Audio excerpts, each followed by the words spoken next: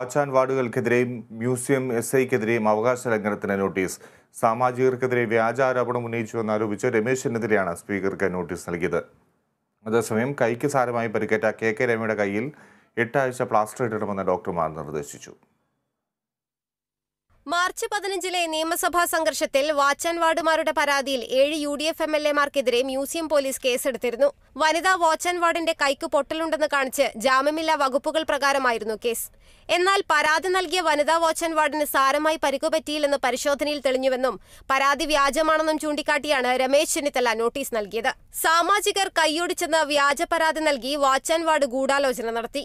വ്യാജ പരാതി നൽകിയതിലൂടെ 7 അംഗങ്ങളെ പൊതുജനമധ്യത്തിൽ അവഹേളന പാത്രമാക്കി. സമൂഹമാധ്യമങ്ങളിലൂടെ അവർ ആക്രമണകാരികളാണെന്ന രീതിയിൽ വ്യാപക പ്രചരണമുണ്ടാകുന്നതിനിടയായതായും നോട്ടീസിൽ പറയുന്നു. നിയമസഭാ സെക്രട്ടേറിയറ്റിലെ additional chief marshal Moideen Hussain, വനിതാ സാർജന്റ് അസിസ്റ്റന്റ് ഷീന എന്നിവർക്കെതിരെ അവകാശ ലംഘന പ്രശ്നം ഉന്നയിക്കുന്നതിനാണ് സ്പീക്കർക്ക് നോട്ടീസ് നൽകിയിരിക്കുന്നത്.